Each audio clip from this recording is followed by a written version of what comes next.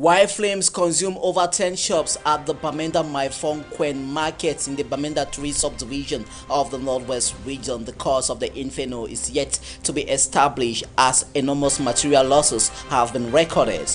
And the University of Buea kickstarts a series of 2-day commencement ceremony of her 25th batch of students, as some 5,000 students have been qualified to leave this prestigious institution of higher learning in Cameroon. Today's convocation ceremony have as guest speaker U.S. Ambassador to Cameroon Christopher John Lamora.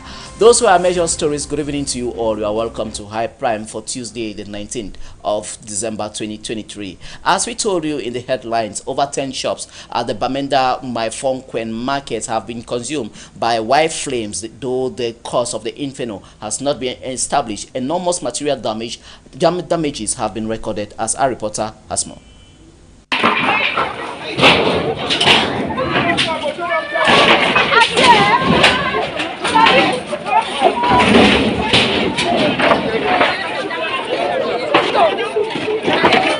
This was the sad situation at the Maifong market in Kwen, Bamenda 3 subdivision, breaking December 12, 2023, where flames and smoke is what people could narrate of. Visiting the scene, the Bamenda City Council Mayor confirms that the cause of the fire was due to voltage fluctuations. Well, we're grateful that so far we've not had any human casualty. 10 shops actually burned down to ashes, as you can see behind me, and it's been as a result of voltage irregularity and short-circuiting.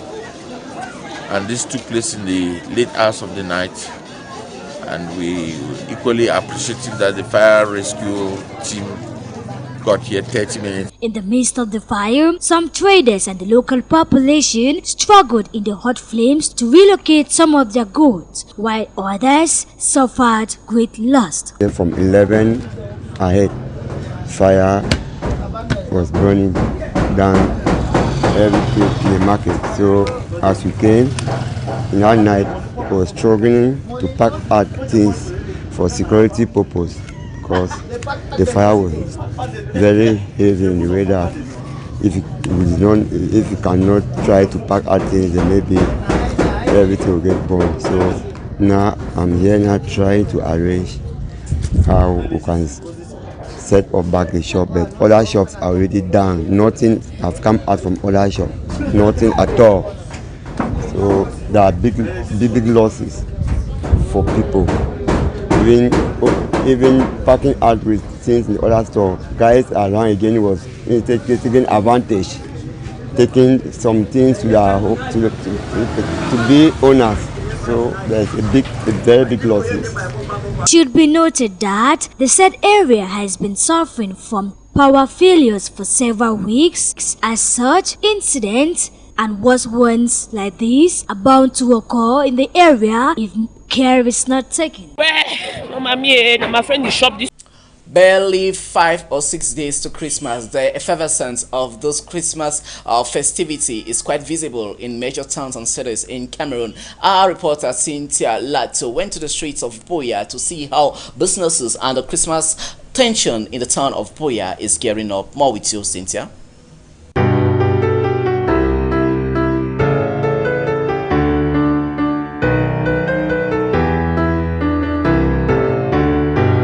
The countdown is real, the excitement too. The little ones have started visualizing the Christmas day.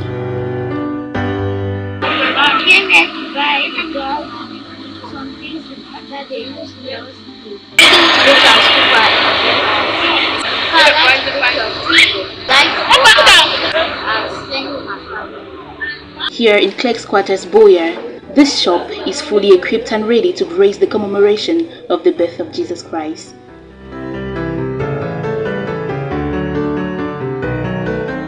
Yes, we took off about 2 weeks ago, and it has been very, very interesting and very promising. Customers are coming from all over. I see faces I've never seen before. I guess some are coming from Mahad there and so on and so forth. It's a very exciting period for us. We're getting many more new toys and new designs of toys, and very, very interesting activities that will make Christmas very, very exciting. Siblings and family members gear towards a reunion, planning to surprise the younger ones with their dreamed gifts. I'm going to get some toys for my younger sister and maybe some few other things. And I'm still looking, but the prices are really expensive. I don't know if I'll take it. So far, very well. But I've not done much. Still have like a bit of time. I think it's the first thing. Indoor at night. And in this place, the prices of the toys and decorative accessories have changed considerably this year. There's been a little hike in prices because of, I think, the world economic crisis, because of inflation, and people are not finding so easy that they are adapting. I know we are going through very difficult times, and there's been a bit of depression. The Christmas is coming to uplift people's spirit with the coming of Christ, and I hope it gets better and better.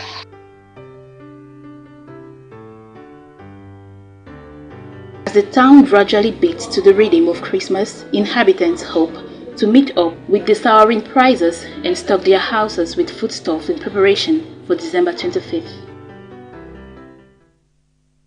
We talk higher education in this newscast. A private higher educational facility in Buea known as the Royal Academy Institute for Health Science recently matriculated her first batch of students at the school campus. As the CEO and founder of that school called on these newly intake of the school to be good ambassadors in all ramifications. Cynthia Latte was there and now tells us more. As the world goes digital, the need to connect knowledge acquisition with new technologies arises. This is taking center stage at the Royal Academic Higher Institute of Health Sciences RAHIS in the Southwest Regional Capital, Buea. This move was accentuated during the grand opening and the matriculation ceremony of the first batch of students of this institution with a distribution of free tablets. As an international healthcare worker who has worked, studied and traveled in and out of Cameroon, I have seen the importance of digital health in the study of the field of healthcare.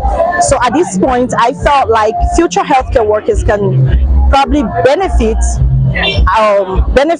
from this digital way of studying and learning. It helps expose them to recent knowledge and available skills as well as evidence-based practice that is out there in the field of nursing or any other healthcare discipline. The newly admitted HND and BSc students were told to uphold discipline amid growing societal challenges.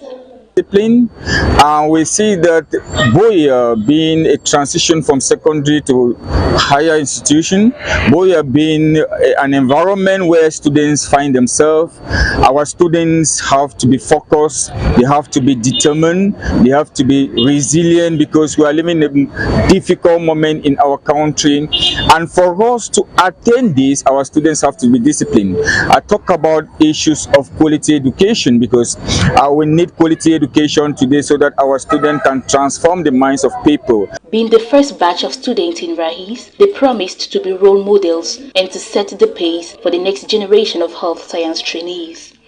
Discipline is a part of coming early to school, using the right languages in school, doing your assignments, coming to school regularly, and obeying the teachers. That's what it entails to be disciplined in RAHIS.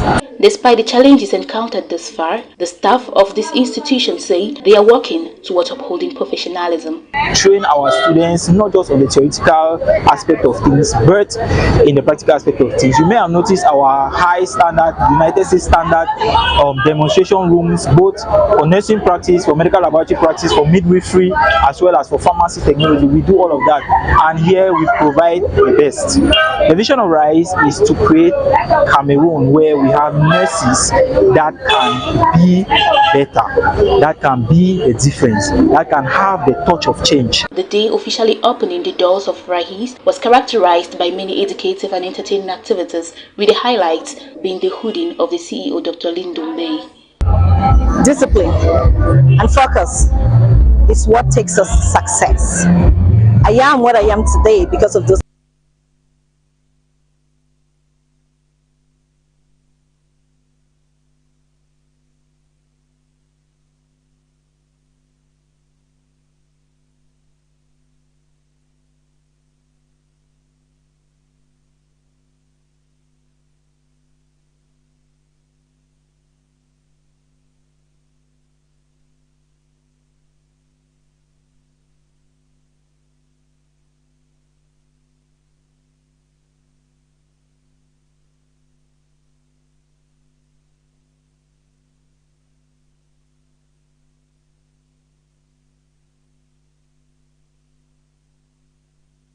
One of Cameroon's and Africa's staples known as Kolokasha, popularly known as Igbo cocoa, that have been missing for the past 10 years after an outbreak that attacked the set food crop. Many nutritionists and environmentalists point fingers to environmental hazards as a cause of the disappearance of this staple food item. Daniel Ekomembua, when visiting and when asking for the causes of this disparity when it comes to the said product. Colocasia, commonly called Igbo cocoa, was originated from Nigeria. The cocoyam that is loved by many is gradually becoming scarce in our Cameroonian markets.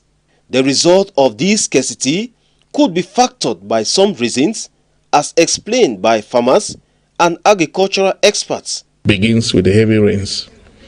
So it starts growing by June, July. When the rains come, that's when the attack begins. So it's like it's possible to grow the Igbo cocoa if it can mature before the heavy rains come. Turns out a few years ago, our farmers started reporting the attacks on the Igbo cocoa, which starts with the leaves, and eventually it affects the stem and then the cormels. Also, the cultivation of this crop is sometimes caused by climate condition. Every crop has an illness, but we have a way that we cultivate it in the Northwest. We mulch it 2 times so that it prevents it from any pesticide. And when you do farming in the Northwest, I'm talking about Ndop.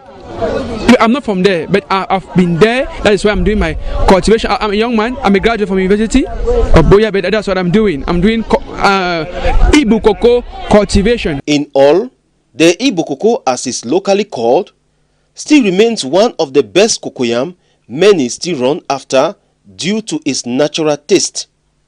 You are watching High Prime and we are coming to you live from our main studio here in High Television. We'll cross over to one of our lead stories. The University of Buea graduates her 25th batch of students as a 2-day ceremony, commencement ceremony that started today, Tuesday, the 19th of December. Will run through Wednesday, the 20th of December 2023. Today's guest speaker was the U.S. ambassador to Cameroon, Christopher John Lamora, who exalted the students to be daring as they open this new chapter of their life. According to official reports from the said University of Buea, this commencement ceremony have as 5,000 students who are leaving that said prestigious university. In one of the excerpts selected for us by news producer, the chief professor Ako Edward Oben, who doubles as the pro-chancellor and the board of directors when it comes to the University of Buea, had this to say. Actually, we have graduated almost 5,000 students, and our message to them is simply that they have had the best that any university can offer. So as they go out, let them make the best of it. In that said light, the American ambassador to Cameroon, His Excellency John Christopher Lamora, exhorted the students of the graduating students of the University of Buea to be daring in the way they face this new chapter of their life. We have this excerpt selected for us by a producer. Incredibly honored to be invited to participate in the University of Buea graduation ceremony. The United States government has a long-standing partnership with the University of Buea in terms of educational exchanges, scholarships, visiting researchers in both directions, as well as specifically our field epidemiology training program. 16 students from the University of Buea graduated today with field epidemiology degrees supported by the U.S. Centers for Disease Control and Prevention that turn them into basically disease detectives to go out and help Cameroon combat emerging threats in the medical area and diseases. So really, really happy to be here. Very proud of all the graduates in all the fields. Away from that, we talk women and development. Women in Alternative Action Cameroon, known as WA, has come to the end of a 2-day training that took place in the town of Legendary Hospitality of Buea on conflict resolution and peace building in the country. This engagement saw in attendance youths too who joined their voices in order to foster peace and development in their various communities. In the paper that follow, Rita Mafani Mujoko has more. As mission to devote efforts towards eradicating gender-based violence as well as enhancing human rights protection and promotion, Women in Alternative Action WA Cameroon has rounded up a 2-day training workshop on conflict resolution, peace building and advocacy. This project, the Voice Project, is a 36-month project funded by the European Union, and the objective is for the prevention of youth radicalization and re-radicalization, that is return to violence, in the northwest and southwest regions of Cameroon. So here we are at the training for youth peace advocacy and peace building processes in Buea, and this is the second edition of this training. By the end of the project implementation period, we aim to train 300 youths, among which 75 youths or ex-combatants from DDR centers. So this is the second edition after we have trained 100 in 2022, 50 in the northwest and 50 in the southwest. The workshop, which had over 300 plus participants, took place at the PCC Synod office with youths drawn from different parts of Cameroon such as Manfe, Kumba and the National Disarmament, Demobilization and Rehabilitation Center. This personally, WA Cameroon has impacted me through this conference, through this workshop, because I've learned that as youth who have the commitment, the passion, the energy to make a difference, and you have to be intentional about making peace. And today I can call myself a peace advocate because of the training and the knowledge I've acquired so far with WA Cameroon. And going back to my community in Indian Division, I believe I can rally my youth, go to school, preach peace and to build Cameroon. The Voices of Youth for Peace in Cameroon, funded by the European Union, is geared towards the prevention of youth radicalization and curbing violence in the northwest and southwest regions of Cameroon. This is most